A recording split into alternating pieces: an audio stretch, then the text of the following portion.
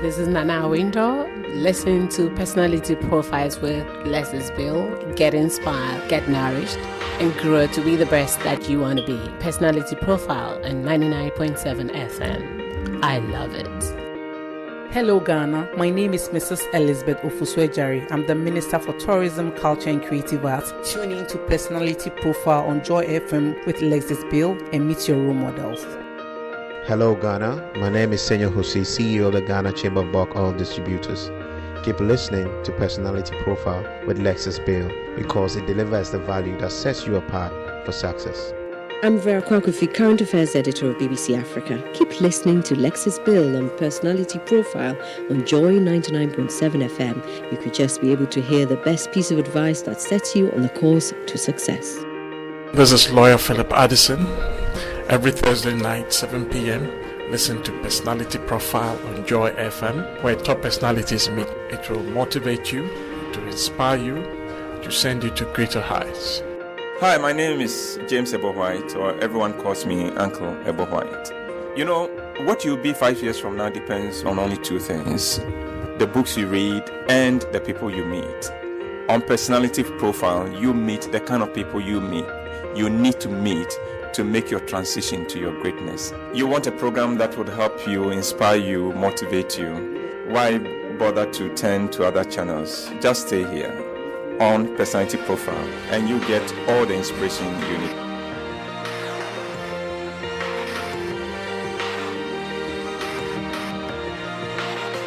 Yeah, you can be the greatest, you can be the best, you can be the King Kong banging on your chest. You can beat the world, you can beat the war, you can talk the guy, go banging on his door. You can throw your hands up, you can beat the clock, you can move a mountain, you can break rocks. You could be a master, don't wait for luck. Dedicate yourself and you gon' find yourself Standing in the Hall of Fame. Yeah. And the world's gonna know your name. Yeah. 'Cause you burn with the brightest flame. Yeah. And the world's gonna know your name. Yeah. And you'll be on the walls of the Hall of Fame. You can go the distance, you can run the mile, you can walk straight through hell with a smile. You could be the hero, you can get the gold, breaking all the records they thought never could be broke. Yeah, do it for your people, do it for your pride.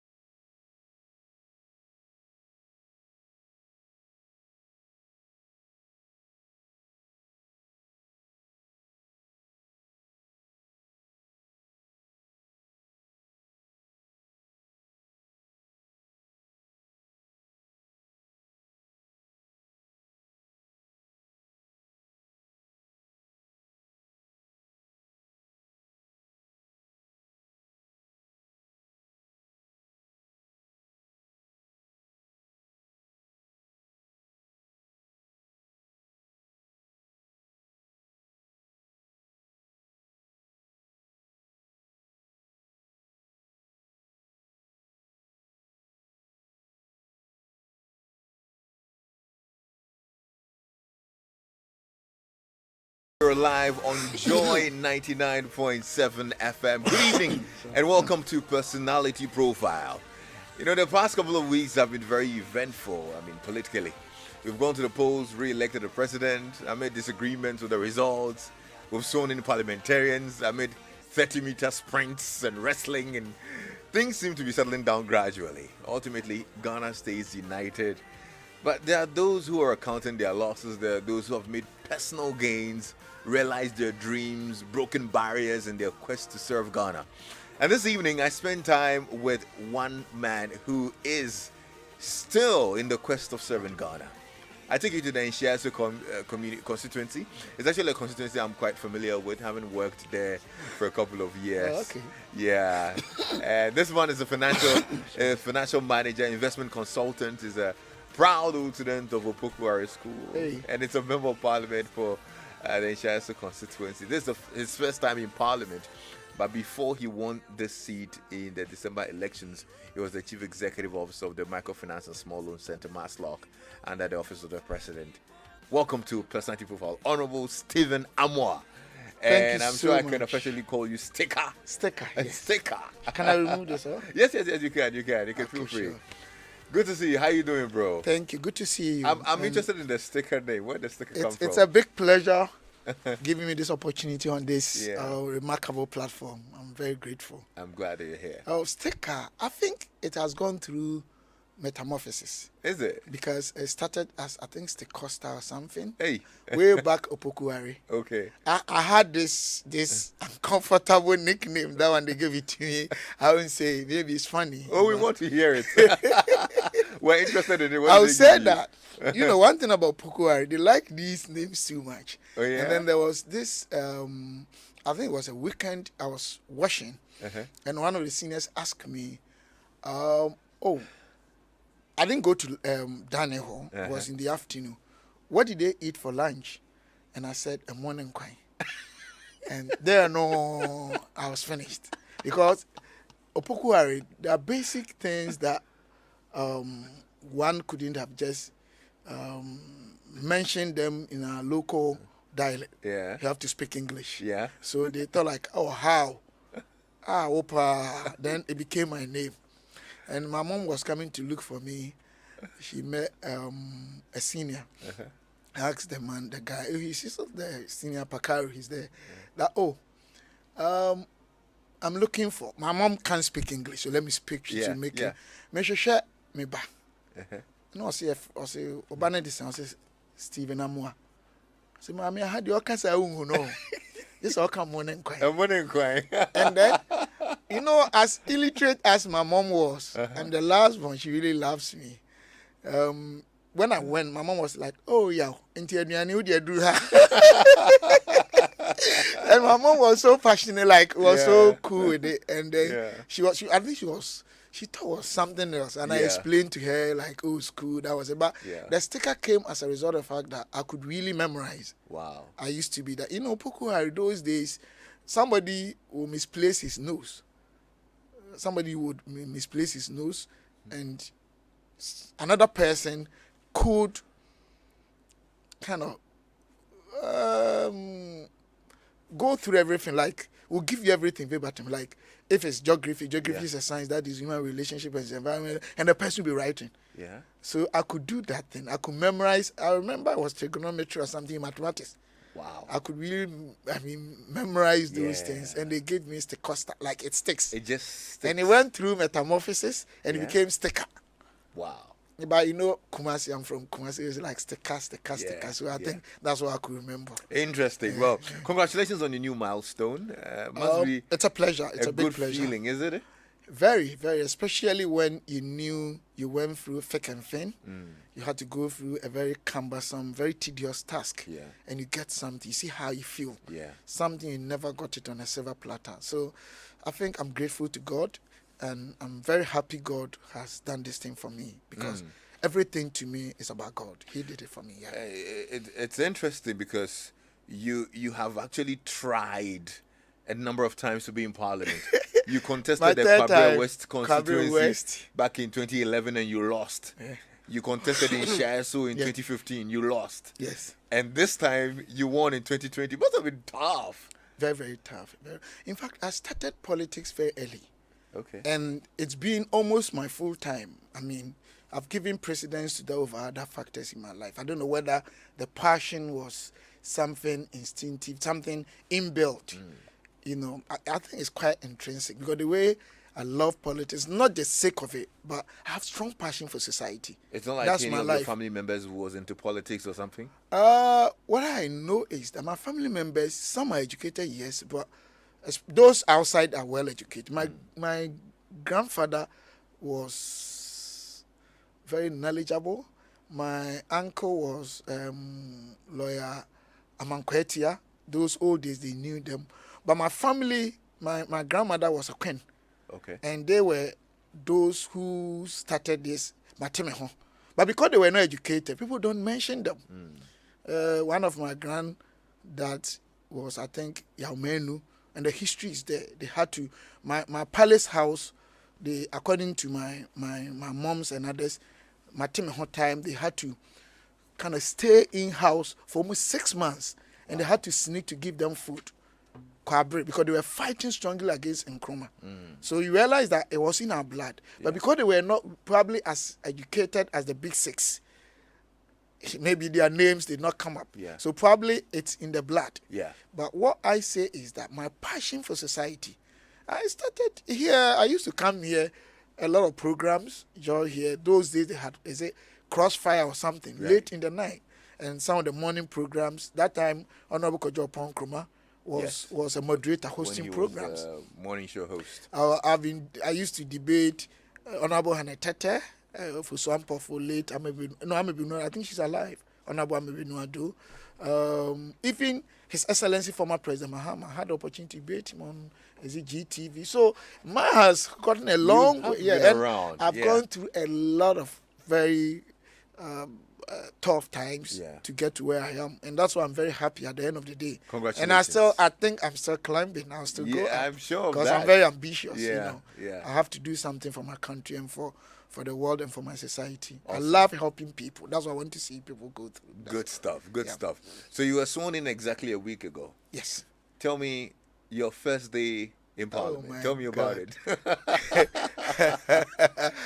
Is it a kind of first day you envisioned? Oh my God! I think I learned a lesson. Every experience in life, it depends on how you take it. It's like knife. Any opportunity has multifaceted purpose in terms of its functions. You could use that opportunity to learn a lesson, change a bit of your life, or add value to your life, enhance the opportunities in your life, or offset the threats in your life, and try to manage your tile matrix very well, know the weaknesses and the strengths, those you can combine, and move forward. I think it was good experience, but I also thought I wasn't expecting what happened in Parliament. And thanks be to God, it has taught me a lesson. What's the lesson it's taught you? I quickly had to go through some of the extras from the standing orders, and I realized that even I think 93.2 stipulates strongly against the use of abusive words, the use of offensive words, and unbecoming words, even in the House. And I think I saw some of the continuing MPs doing that. And we all, I don't want to blame one person. I think we all did wrong thing. We need to apologize to Ghanaians because they sent us there to do the needful. But people should also accept the fact that the passion from both houses also indicate that we were also committed to making sure that we get a tenacity to serving them. So people shouldn't take everything was bad. And I also realized that people were interrupting so much. It was so... And I was like, if you read, I think 57, if I'm right, the standing order, that also, so I'm like, do people really adhere to the standing orders as a first timer? After going through the standing orders, I realized, but these are all standing orders which are supposed to be like rules in the House that are guiding proceedings and what we are supposed to do. And some of the people that we went and met were kind of doing other way around. I'm like, so you can go to the House and do these things. But what I said to myself is I'll do my best because I think I'm a motor child. I have high pitch, high tone. I'm very animated when I'm doing my presentation. So sometimes those who are not close to me, they think, oh, the car is harsh. No, I'm not harsh. I'm very respectful. I love people. Even there was an instant I heard one of them said, I said, oh, NDC4, sorry, respectfully, oh, my Jim, how couldn't have said that? I respect, you have great people, very, Noble Collins, they're there and cool. They are big men. I mean, even the Bible speaks against disrespecting your fathers, and they are like my fathers. Some are my friends, like Sam George and Co. I could say anything because we are friends, but I don't think anything let me insult them. Somebody was trying to signal me, say something I wasn't hearing from their end. I'm like, you see, I can't hear. I don't know whether. So that's what they probably. And at the point, I held a friend of mine, one of the NDC guys. I'm like, MDC for party. I don't know whether he heard me right, and he got angry. I also got angry. Me too. One thing about me, I'm quite reactive. Oh dear. I'm very, very reactive. And I Looks think like I it's gonna learned. it's going to be a house of emotions, eh? Yeah, but I came back home and I pondered over what happened there. I'm like, it was a good start. It means I should be careful. I have to learn my lesson. I should take my time. And I was calm till when Honorable Osla was assaulted, was harassed or assaulted. I'm that type. If you assault a woman, I don't care what it is. Maybe I'll lose it, I'll get angry. Okay. So it started from there. But I realized that no, that was a different place. It wasn't any ordinary society. Yeah. But I think it was good to meet. Do you think that all these things and the kind of orientation the new MPs got would make them disregard the standing orders, or probably take some of them for granted? Oh, I think the outcry of Ghanaians after what happened will also let you, as a first-timer, be careful. Like me, be very careful. I don't want to go. Ghanaians saw those who want to be honest with the situation. One thing about Ghana that I'm always afraid is the way we behave as a society. If you don't take it one day, something could happen, because people make statements and judgment based on the underlying interest. I hope you understand what I'm saying. If Kofi is wrong, oh Kofi, this one is wrong, but all of you shouldn't have done this. But what went on there in-house? People saw one incident after the other. The two houses, or the both, whatever, the political divide. Those who actually initiated all these things. Ghanaians know somebody coming to stand where we're supposed to be. Yeah. They initially took our positions. We talked to Bono Dambuche and the leadership. We went and sat down quietly because we were all friends. Somebody had what it takes to come and stand there. One of the honorables, my own friend, I don't want to mention his name, and I respect him so much, forcibly attacking those who were voting like, oh, they were showing to people. And so even if that was so, the approach should be violent? No. Okay. Does it have to? I don't want us but what I'm saying is that on the drama we also, in Parliament the drama this evening. actually occurred by the two houses. Yeah. We have to regret whether your first time or continue. I think Ghanaians are expecting more from us, especially this COVID-19 era where a lot of issues going on are dysfunctional to the performance of the Republic, and thousands of people voted for us to go to Parliament and make sure that we actually enhance transformations of their lives by positive scale factors, not negative scale factors. So we have to change and let Ghanaians know that by the end of the 8th Parliament, they will say that, oh, this Parliament was with a difference. Well, you have a task, a very big task, and you didn't start it well. So good luck. I think we hope you finish it well. Proverbs says that the end is more important than there the you go. La fin couronne le mois. That's La what moi, they say, you understand Anyway. French, anyway. So 1 week as Member of Parliament of Nhyiaeso. So what have you done this week? What has been your activity this week? What have you been doing? I was preparing myself psychologically to go to Parliament. That was one. Okay. Two, I am very action-oriented person. Those who are close to me, I work very hard. I have a lot to do in my constituency, although that is not my official function. You know, my work is to go to Parliament and contribute my quota to government and private businesses on the floor to champion causes that will help Ghanaians, especially my constituency. But I think as a developing economy, we have a lot of works outside our jurisdiction, especially my constituency. Security is a big issue there. You still have a lot of young people that are into antisocial behaviors, i.e. drug abuse.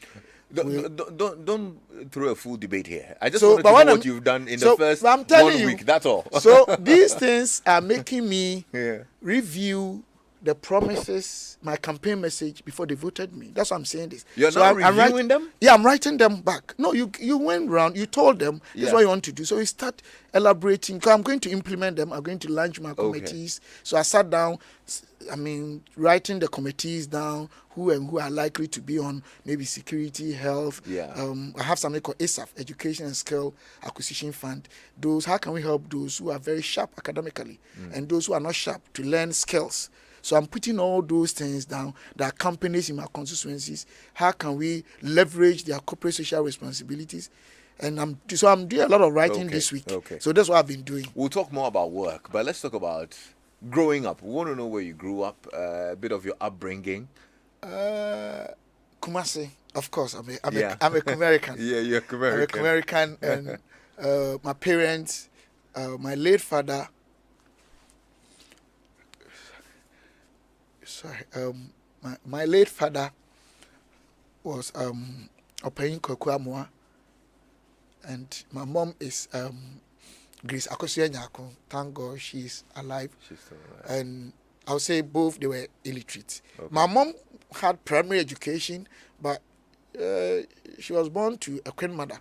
And I learned those days, if you are from a royal home, one does not have to be beaten. And she was beaten by a teacher, so they had to sack the teacher, and my mom had to leave school. So my parents cannot read and write. So, and I'm the last born. Of how many? 5. Now we are 4. Okay. I'm the last born. So I was brought up, and then I lived basically part of my early time in my early age of upbringing in Ashtown. Okay. And then I've moved to. Why are you laughing when I say Ashtown? I moved to Kwadaso Estate. You know why I'm laughing, don't you? But my mom was very straight. Oh, okay. Because my big brother went to, I think, at Disco, one of the Cape schools, Yeah. and he became drug addict. Wow. So me, I had a tough time with my parents. So they were not even allowing you to come downstairs. Even playing chewing gum photo those days, Yeah. they didn't want me to. Wow. And, illiterate mother trying to be straight because she had bad experience. Now I was moved to Patasi Estate. And there's a lot of stories I don't want to go in, but because of the fear in our house with respect to education, and it was a royal home, they said, oh, the school did not really want people to go higher education, there were problems. And I was very glued to Christianity. Okay. So I had to spend my time with one pastor. He also late. And I had opportunity to also live with Osafo Mafo's brother, Kwachi Mafo. They really helped me a lot in terms of my upbringing, because my father was well-to-do those days, but he was illiterate, and my mom was illiterate. They were doing well, and so sometimes illiterate, and I was very sharp. My early age, I have this experience in every class. They saw me to be very good, teaching almost everyone, but I wasn't getting high marks because I'm the kind of person I wasn't learning. I wasn't learning. I wasn't learning You're at just all. naturally good. No, but I wasn't getting high marks. I understand, but you won't learn. If you don't learn, you won't pass high. Because primary school, I was doing quiz and spelling bee, I think cultural center. And surprisingly, when we went to finals, those who got a cup, we came second. Almost all of us went to Pokuari. One guy called Kanafame's younger brother, and then Honorable Martin Nhyiaeso's brother. And then there was this guy, I think she's in South Africa now. So we're very good. Those days in Kumasi, if you are good, they know you from your school. They're like your school, you're good academically. Yeah. So from there, I went to Pokuare, went through, and I think I traveled a lot. I traveled a bit because my sisters were outside. Okay. And then I came back, and I even went to Pole because I had UST and Pole. But my A-level was not too good at that time, and I had a diploma in Pole. I said, no, I won't do it. I would rather go and do diploma in pharmacy. That's a certificate course. And then I continue computer science. And that I was maths and programming. Yeah. I wasn't good in programming because I used my first year doing politics in Upper East. When I came back, a few weeks to exams, it was terribly bad. I didn't even tell my mom, sorry, I was going to Upper East, because I had to take my car to Upper East. MPP were not having enough cars. There was one secretary called Mr. Anderson. He had Peugeot. And then our leader then was John Krugu. He came and told me that Dr. Mwakutufo says that I was the only MPP boy that time who was having a car. So we drove my car to the north. And I stayed there for a long time. When I came back, I even failed some of my papers. So I went through very turbulent time. And then I How finished. did you get that car? No, because I used to travel before. I told you. I bought it when I came from UK. In fact, I bought it in UK and they shipped it. Somebody sent it from Germany. Were you working when you Yeah, traveled? yeah, you travel. Those days, you travel outside, even 6 weeks. If you're hard working, you can buy a car. Because any shop you go, want to start tonight. It's not like these days. So I came back, and after that, I had scholarship to go to UK to go and do strategic financial management. Basically, mathematics, finance, and those things. Hedging. This was after KNUST? Yes, hedging. You know, hedging is not even common in Ghana here. Hedging, and then the specialized investment areas, mergers and acquisition and those things. Then I came to get job at National Health Insurance. And I was the first person. Slow down. You're going a little too fast. Yeah, I speak very fast. Let's stay at KNUST for a little bit. Yeah. And you did student politics, like you were saying. Yeah, I did. I was actually, because before I went there, I was doing politics. So when I went there, it was like everybody knew me as MPP politician. But where was your introduction to politics? At what point did you come in? Yeah. At what point did you get interested in politics? In my constituency, where kids, no, I don't say kids, where at our youthful stage, were so much involved in those things. So before I came first year, I was into politics. And that was why, as a first year student, I had to send my car to the north. Yeah. And I drove myself through Techiman. We went through a lot, trust me, if I'm telling you. Did you contest for any position on campus? I only contested for regional president for TESCON. And I was... Did you win? Sure, I won. Okay. And then I was executive member. In fact, they wanted me to go for NUCS. But the politics was too much that others also thought it wasn't wise. Yeah. Because everybody knew me as... My politics, I'm too active. Or I was too active. Everybody knew me. But I became a member of the, I think, NUCS executive, whatever. You know, they have their appointees. So I was also doing student politics. A lot of young people. I mean, even, I wouldn't say they are young, but they work with me. Or I work with them, or I help them. Or they benefited from me, or we work together, or we're together. Even Honorable Okujeto and Co. They all know Abu Fogo. A lot of great people. They work with me, I work with them, we're together. Student political, those there was MPP and DC. Yeah. Before you win NUCS, you have to win all the blocks. Once you win the blocks, and you win. So before you even go, you know you have won. It's not these days that they are messing up this game. It was very, very, very, very tough task, because the NDC then, they were strong people, and we were also very strong. And was there a certain career path that you wanted to chart? Because after doing a diploma in pharmacy, coming to do computer science, going to do some hedging and acquisitions and mergers and finance and whatnot. I mean, you were all over the place. Where were you heading? I think after my first degree, I wanted to really go into finance. Okay. Because even before I started studying finance, anytime they read budget in Ghana here, this is a fact, because it was on TV, unless people have forgotten. Myself, Honorable Dr. Tonyedu, Ben Efson and Co. were most of the time debating on budget issues. TV3, those days. Sometimes even Joy FM here. So I had developed interest in finance, and I decided to go and do masters in finance. And that's why I had the opportunity to do the strategic financial management. Okay. So I'm just building on that career. Yeah. And that was getting me to probably my PhD level. Yeah. Because the Nigerian science that I did was basically mathematics, finance, and macroeconomics. So I was all the time trying to move my career towards finance. And I also realized that in politics, all over the world, those who go up are either the lawyers or the finance and economic players or actors. Oh, okay. So I also realized that it was kind of aspiration boundary factors, because every aspiration has a boundary factor that can impact your aspiration as dependent variable, either in the long term or short term. So I decided to also have that thing and make sure that it enhances my career and my ambition in life.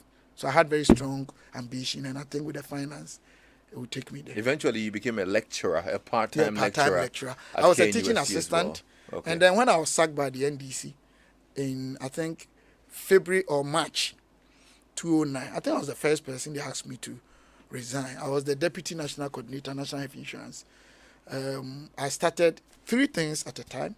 I started farming in Kawanda, near Nkoko. Okay. Now in that Kwa West, I have one of the largest palm plantations there. I do oil, syntax oil, palm oil. Wow. And then I started doing consultancy. I had a few companies that I did consultancy work for. I met even one of them, Jifanko, yesterday. So many years at the airport. You're like, hey, you don't look for me. And then I went to KNUST. One professor, late professor. In fact, he was my first supervisor, but he's late. Professor Amponsa, the Acules. The Ola, you know the Acuola, two people wrote the Ola. He was a professor in mathematics. So he became and he said no, he knows I'm good in finance. And then they also have finance aspect of the actuarial science. Okay. So they give me opportunity to lecture for, facilitate for about, I think, about 4 or 5 years. I helped in corporate finance, mathematical finance, and advanced corporate finance. That's what I did. What are those personal traits that you think saw you through all this journey you narrated? I think from childhood, I'm not perfect. I'm not holy, but I'm somebody that from my childhood, I relied strongly on God. It works for me. I don't know others. I believe in 3 things in life: prayer, faith, and action. And they're like a trapper stand. And that is where most Christians fail. They think after praying and they have strong faith in God, it's done. They go and relax. No, I don't do that. It's like a trapper stand. If you go to the chemistry lab, if one moves, 2 will not work. Because the Bible says that prayer without faith, faith without action. So I rely on God and pray. And I really persist. I told you. They say I'm intelligent. But even when I write exams, I struggle. Do you get my point? The PhD, I did so much well because I wanted to avoid disgrace. It was going to be public defense. One examiner from Canada, one from Pakistan, UST lecturers, my bosses, my friends, they were all there, and I was scared. They worry me. So I was studying night, and that's why I could perform so well and had that high grade. And actuarial science is quite tough. Yeah. But I think what has kept me, I'm the type of person that I persist. And I really don't listen too much. People think it is negative, but it's not negative. I hope you understand what I'm saying. You see, in the Bible, on the sea, when they were traveling with Jesus, you see the waves that the Bible talks about. In life, when you're traveling, when you have a journey, you have a lot of waves. People who will lie about you, people who try to get you off your track, people who want to force the advice. Even sometimes you realize that the advice will not help you. So when you speak to me, I analyze it. If it's okay, I take. If it's not, I will not take. And I believe in God's judgment more than man. In this part of our society, people can sit down, come out with conspiracy theory, and destroy your life. And they want to force you to believe things that will not work for you. But once between me and my God, I know this one is good for me. 2, I'm right. I'm on course. I can even be disowned by the world. I don't care. And because of that, I moved to where I am by the grace of God. I work so hard. At the point you were doing farming, you were doing part-time lecturing, you were doing consultancy, you could imagine. And I'm a flirt when I'm out, but I don't do too many friends. Okay. I'm always, people who know me, I really don't have core friends, but I love everyone. Yeah. So it gives me small time to do other things. Good and I stuff. think it's taking me far. Interesting. If you're just and I pray in, a lot. Oh, you do? Too much. That Prayer one day, warrior. no 2 ways about that. Awesome. Because I'm not perfect. I mean, I'm not too holy, but for prayers, dear, I don't know how other people take it. Me, dear, it helps me. Me, dear, I've tested and tried it. And it helps me a lot. Good stuff. If you're just tuning in, you're live on Joy 99.7 FM. This is Personality Profile, and this evening I'm spending time with Honorable Stephen Amoah, who's the Member of Parliament for Nhyiaeso Constituency. You can join the conversation via WhatsApp on 055-1111-997. We're live on our Facebook page as well. We're streaming live, so you can go check it out as well. And if you have any questions for him, please send it through, and then I'll ask him. He's an amazing gentleman, honestly. I'm totally impressed, and I need to say kudos. You've done well for yourself. By the grace of God. Earlier, we mentioned how you had tried severally to get into Parliament. I think it was 2011 that you contested for the Kwabre West constituency. You contested in Nhyiaeso 4 years later. You lost as well. And then 4 years after that, you contested and you won the primaries to become the MPP representative to go to the elections and consequently win the seat as well. Tell me, what is it about Parliament that you wanted to get so bad? I mean, you had to do everything to get into Parliament. I understand a bit about you wanting to help your people and all of that. Couldn't you have done it in any capacity? But you still wanted to get into Parliament and enact laws? I hope you understand performance. Performance is the function of one ability, two opportunity, three motivation. So you can be the best driver. If you don't have a car, you can't drive. So being the best driver means you have the ability. Having a car means you have opportunity. Upscaling your performance means you're motivated. So if I want to help people, I'm a politician.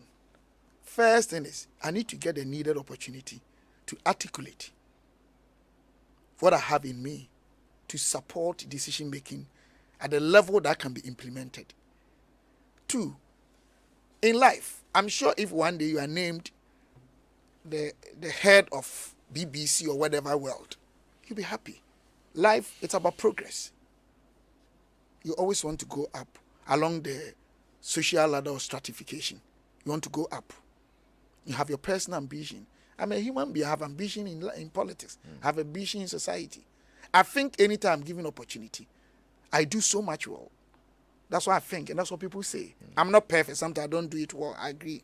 I went to Maslock, and those who know Maslock, you can go there and find out. It's made up of MPP and DC guys. Just go and ask all of them.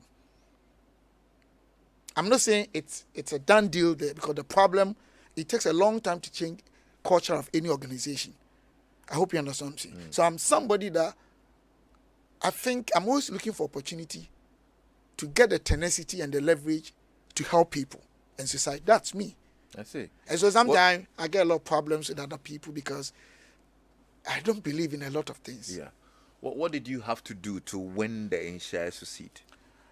I've been living in Nhyiaeso for about 40 years, in fact over 30 years.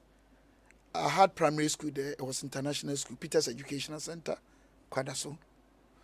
And then I went to Pukwari, so you can imagine.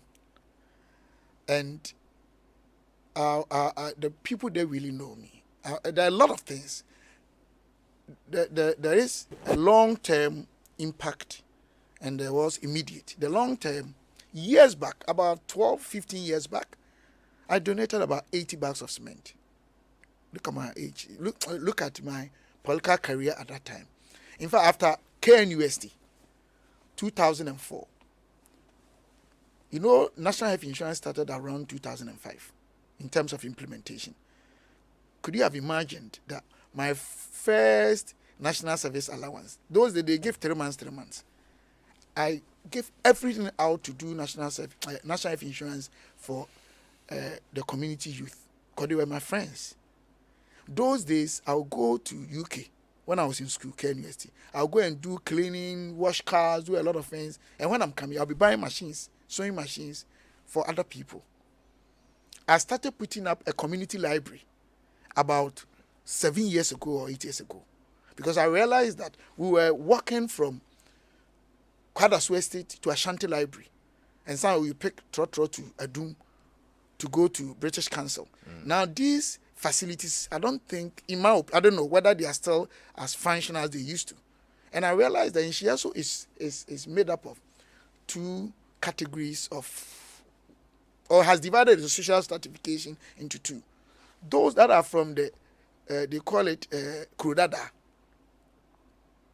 the indigenous or the traditional towns, and then the new areas, new sites with rich people, the residential areas. Yeah. And there are a lot of them that where they live, it's very difficult for them to get even table to study. Not that they are poor, but maybe the same house you have about 30, 40 people living in, or 20. So I realized that they need educational facility. And that time, you can imagine, I was going around the chiefs begging for land. So the one that was ready was at Asamaso. When I got it, I wasn't having money. I went to borrow 500 blocks from a guy adjacent to Georgia Hotel. And then I approached Rotary Club. They came, we put up the foundation. So there are a lot. Those have helped to go to school. Those have paid their school fees. So it's like a 40-year-old staff from childhood. Paying off. Exactly.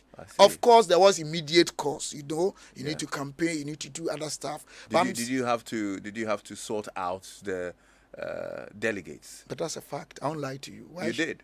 Of course. You had to pay them. You didn't pay them. But you don't have to pay them. I don't think it's a good practice, but it has come to stay. I won't come and lie to you. But you did it. You paid. I did it. So you give them money. Yes. To influence their votes for you. Not money alone cannot let you win. That's what people make mistake. It's not money that influence them to vote. But we're on the matter of the money now. Let me give you this story. Let me give you this story. Yeah. The one I lost, where Dr. Anane Kwakwa Piamenka, Honorable Kennedy Kankam, myself, one doctor and the one lady, Aziz. The doctor and the lady stopped. They decided not to go again. Almost everyone paid, I won't quote the amount because it's not ethical, paid about 400 or 500 times what I paid. Or 5 folds of what I paid. But I came second. The delegates? No, yeah, to them. The delegates. But I came second. You understand? I don't want to lie to you. I'm being very open. No, I understand that. I want to be frank. Understand that. But what I'm saying is, I came second with all that they paid. Yeah.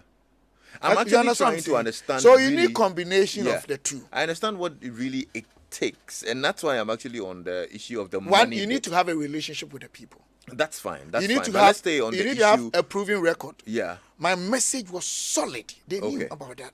And of course, if other people are paying, don't behave like... But it wasn't enough. Your message, your relationship with them wasn't enough. I wanted to manage risk. Manage risk? Yes, risk of not relying only these parameters. Okay. You understand? Because at the end of the day... But you yourself said that you don't think it's a good practice. Oh, of course, it's not. It's not. So would I be mistaken if I say, okay, you paid your way into it? I didn't pay my way into it. How much did you have to give a delegate?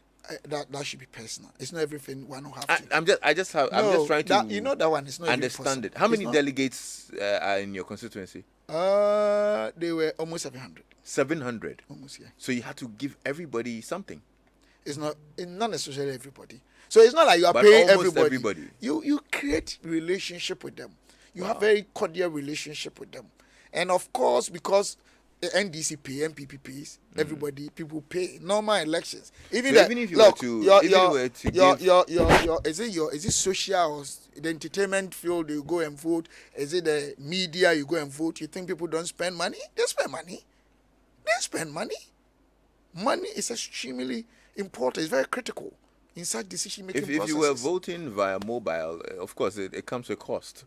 But even when you bring them to areas where you talk to them, you give them money. You mentioned earlier that it's unethical, but you sound now that you sound like you're justifying it. You're not getting what I'm saying. I understand you perfectly. For money, for people to vote, I don't think it's good. But at certain point in time, along the critical activity path, the money factor becomes necessity or inevitable. For instance, some of them can ask you, my child's school fees, even before the election. So you combined your benevolent nature and your aspiration, and you have to. How did you understand what I'm saying? How did you fund that process? This is where people get it wrong. All political party activities are supported in 3 main ways. One is those, we call them lobbyists elsewhere. They stand behind or they stay behind. They do all the strategies, lobbying, and making sure that they improve the advancement of that political party's chance of being in government. That is one. 2, those who play interface roles. Like me, I play interface role in politics. I'm on TV, radio, I speak on platforms, I speak to people. 3rd one, financial support all over the world. Go and check 2004, 5, 6, thereabout. Tony Blair, Cash for Honest. You can Google. So even elsewhere, these things are there. Don't let us behave like... No, we're not behaving. Exactly. Me, I'm trying to understand not you. Because Ghanaians misconstrue that and they develop some sort of misconceptions out of that. Don't you think that these these actually help corruption? What I'm saying is, money alone can't let you win. I understand that. Do you also accept the fact that the media, your elections that you do, people pay money? Or you don't think they don't spend money? Which elections are you referring to? Oh, you do media, whatever. You don't do elections? Media what? Oh, it's your field. They have is it GJA or whatever, JIJ or whatever? GJA. They say, you do elections, don't you? They want to tell Ghanaians they don't spend money? Well, I don't know about exactly. So what I'm that. I saying don't is know that about it. What I know is what you're telling me now. What I'm Anyway, s- what I'm but let's saying not is stay that- too long on that. I mean, that's just a part of it. Now you're in Exactly. Parliament, and there's work ahead to be done, isn't it? Sure. Yeah. And you spent some time at Maslock. You should be in the good books of the president to be appointed CEO of Maslock. Are you expecting a ministerial position or probably a deputy ministerial position? that's the president's prerogative. Would you want that? Would I want? If Yeah. the president asks me to serve, can I say no? Is there It's not a matter of you want or you don't is there a want. specific place you would like to serve? It depends on the president what he wants to do. No, but you personally, It I'm sure you have. depends. Yeah. Maybe since your background is finance and You you're see, very I told passionate finance you performance expert. performance is the function of ability, Yeah, opportunity, and motivation. yeah, You understand what I'm saying? Yeah. I think one of the problems we are having on the continent of Africa, that's my opinion, is about this issue about Cinderella syndrome. It's something that is really, really always worrying me. Not only about Ghana. I'm not talking about MPP. I'm not talking about NDC. I'm talking about general issues in Africa. Because just ask yourself, a country such as Ghana, we have forest, semi-forest, savanna, semi-savanna. We have coastal belt. Each of these 5 or 4 segments is endowed with wide range of commercially viable precious minerals, different kinds of fruits, suckers, tubers. Our land is very fertile. We have timber, different kinds. We are educated in terms of skill component of our labor force. Good doctors, good lawyers. How come small population size, just about 30 million, somebody finishes school, after 4 years, the person is still home not getting work to do? What's happening? I think it's about who is asked to do what. Are we presenting the best strikers? Are we presenting the best defenders? Maybe the best strikers could have been best defenders. Maybe best defenders could have been best midfielders. And all over Africa. I was in, I think, Italy last year. No, I was in Portugal. And I spoke about these things. The year before I was in Italy, and a white woman was crying because she was shocked that the resources that we have in Africa and the poverty that is actually all around or characterizing us as a people, as a society. The problem is sometimes our inability to configure the key resources and core competencies that we have as a people. So if In which case, at any point in time yeah. I am given opportunity to serve, I can't say no. If I'll be given opportunity, I'll only pray that I'm given opportunity that one, I have the ability and the opportunity will be there and I'll serve my actually country. thought that you would close in because you're talking about managing key competencies and stuff like that. Because my question really was, if you got the opportunity, where would you serve? So I thought you actually closed with a very beautiful speech like that by telling me that when in that case, maybe I want to be in the finance ministry or something of the sort. But you didn't. You can't say that. You can't If you say do that, it means you are forcing. You don't have a preference. You are, if you do that, it means you are trying to dent the exclusive right and the prerogative of the president. Okay, I let hope me you read a understand few what on the I'm messages coming in. In fact, lots of messages have come in. This one will make you laugh. Lexis, hey, stick at the Okasapa. If you don't control him, will you not close today? And a guy Fox in the UK is listening. He says, interesting interview with Stephen Amoah. He makes it sound like his rise to MP is a reward instead of a challenge to make laws for his country. Interesting. I think this is from Richard in North K, Can who I say says that something now? you want to say something to Yes. that. I think you asked me whether I'm happy, and as I went through thick and thin. Yeah. Oh no, but you So- don't have to defend it. It's Yeah, I'm okay, saying it's that okay. it's not a I'm not reward. sure he means that he only But even if you go to war, you go through thick and thin, and you win the war, you save your people. Are you not happy? right. Exactly. Let's It's not a loosen you up a reward. little bit because it looks like you switched into politics mode for a little. Let's go our family. Are you married? No, You're not married. You have any kids? no. Oh, I see. You've never been married. Yes, I've married before. I've done traditional Okay. before, and I don't know. I haven't experienced marriage life too much because just short time between the traditional and the wedding. We had our wedding stuff, everything. Something happened. And it didn't come on. Yeah, sure. So technically, you've never been married. If it is traditional, I've been married. Yeah, but Well, we did a traditional everything, And- but going to the wedding, something happened. How long did you stay married before that thing happened? You see, something happened. So we decided to postpone and see if we could resolve. Okay, and you couldn't resolve. So then you were never married. You don't get it. I mean, you're talking about if a you do ceremony. traditional marriage, are you married? No, you're talking about a ceremony. But I'm talking But about it's traditional marriage. yes, it is marriage. Yeah, of then course. I'm married. I was married. You don't get but it. I'm saying that the marriage life. That's why I asked you that after the ceremony that you claim you got married and We all. didn't do the wedding. Yes, but did you stay together as couple? We stayed for some time. How long? For some time, about a year or so. Yeah, we stayed for about a year. Yeah, because she was somebody I had dated for years. Okay. We went to London together. Yeah. When I was doing my masters, Yeah. we came back and we married, and something happened. Something beyond me, beyond the two of us. Yeah. We thought we could manage it. Why do you sound guilty? I'm not guilty, not at all. Okay. I mean, God knows I'm not guilty. So you are not the cause of. Maybe I'm whatever not happened. happy because I really loved her. Okay. Yeah, I loved He her. left. She left you, or you left her? The situation calls for that. Maybe I don't want to go into details Yeah. because it's my private life. But And how long ago is this?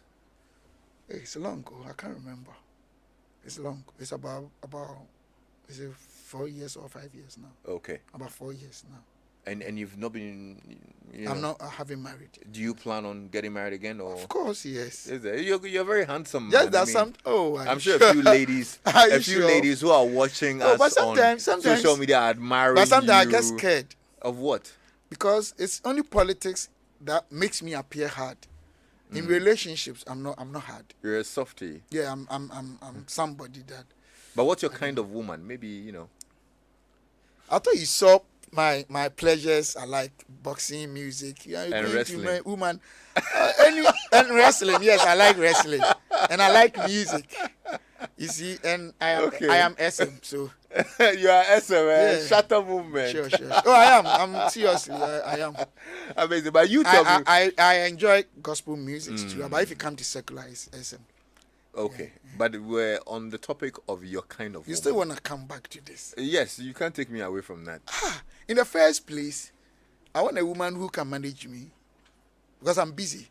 Manage my family. In fact, then you'll be alone. I won't be because alone. you're a lot of work. No, that's what you think.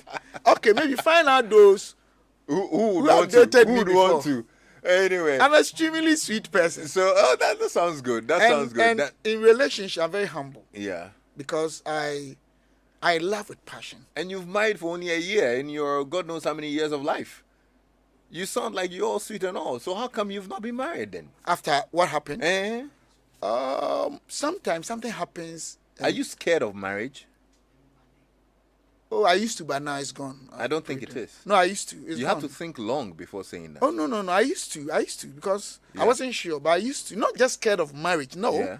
but scared of who I was going to marry. Okay. Because I had two things in life: not to marry and break my marriage, Yeah. and also to have kids here with different women.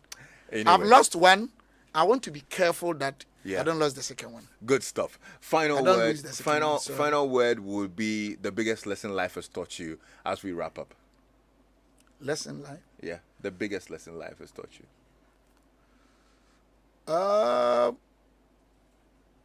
It's when my marriage or my relationship went bad.